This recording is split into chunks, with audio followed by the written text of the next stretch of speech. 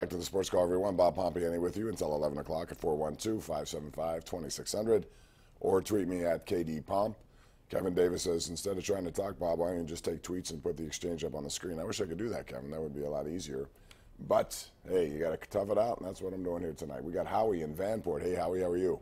Okay, Bob, I enjoy your show. Thanks. I thought Boswell's pass for a touchdown was terrific. Might have been the play of the year had they won that game. That's right. Yeah, it was executed beautifully, and it starts with Cameron Canaday, the center, because he's got to make a pinpoint pass that, not in the direction you would normally think. Well, that was a big surprise for everybody. Yeah, timing on those plays is bigger than anything else. And I hope I see that again. Yeah, well, you may not for a long time. Those are plays that only bring out once in a while. They've been practicing it all year. It's just about when to call it, and you have to make those decisions in the game. So thanks for the call, man. And, Villanueva, my goodness, he should be lobbying for time as a third, fourth-string tight end.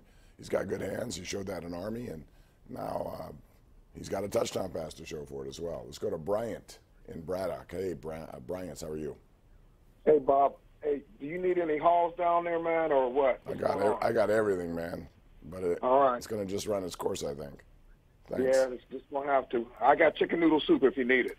All right. Hey, listen, I'm wondering about Big Ben Roethlisberger when he throws, when he gets down to the 1 yard line and he throws right down the middle. That's been an occurring thing with him, and I was wondering why does he do it at a critical time too?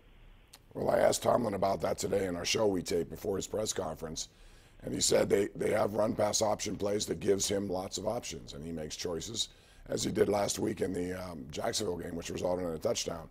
That was a bad choice. I think the snap was a little off to start with, and that kind of jeopardized the play. I would have assumed at that point I would just go after with my heavy package. Knicks had done a great job all game blocking. You got a tremendous offensive line, and you need 2 yards. You have 2 minutes, 1 timeout. I would run the ball until they stopped it. And if they stopped it, I would just say, okay, that's what we're going to do. They stopped us. But, passing down there is dangerous because it is a smaller field, and you have the situation that could, any hand deflects a ball. And as it turned out, it was Shelby Harris who got pushed back. And that's my point. If Pouncey can push Shelby Harris back that far, then he should be able to move him for a run play, which could result in a game-winning touchdown. It's easy to second-guess, though, I'll tell you that. They're going to make 1,000 decisions on the fly. Let's go to Roger, Lion 5. Hey, Roger, how are you? Hey, what's going on, Pump? Thanks for calling, man. Hey, love you on the Cook Show. Thanks. You guys kill me. I just wish that Hookie was on there with you right now. Yeah, he could actually sit here and talk a lot more than I would. I'd like that.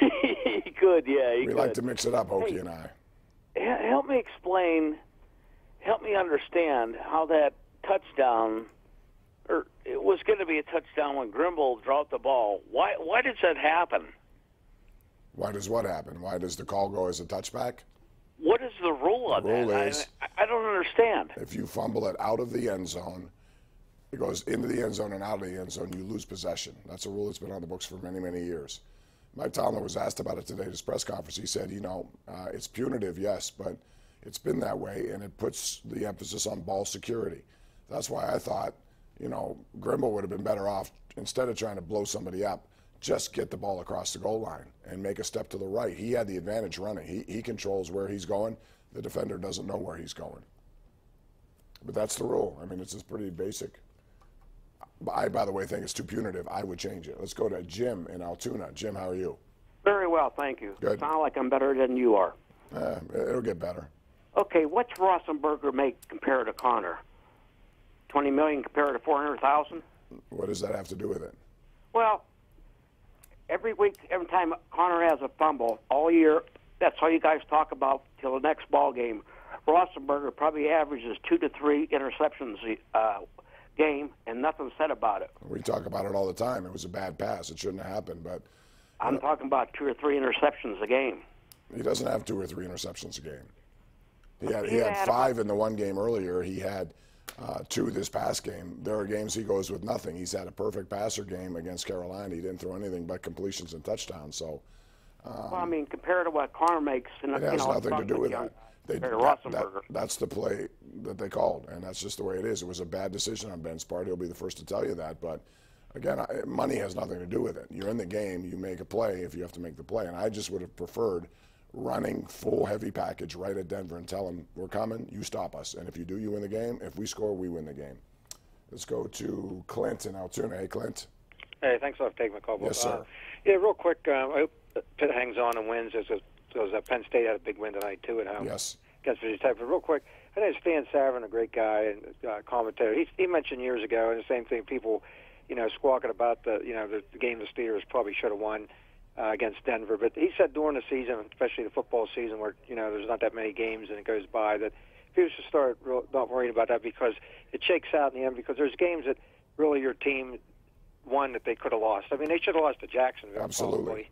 Probably. And stuff like that just evens out. I mean, Jacksonville just the quarterback they weren't confident in to move the chains or whatever in another game. So I think Pittsburgh will be fine. I think you're right about the Charger game, that they might get a break with Melvin Gordon might not be playing. No, he's not going to play, so that's a big break. Yeah, for them. I think this is a year they probably beat New England at home finally, and I think they'll end up maybe being a third seed. I hope.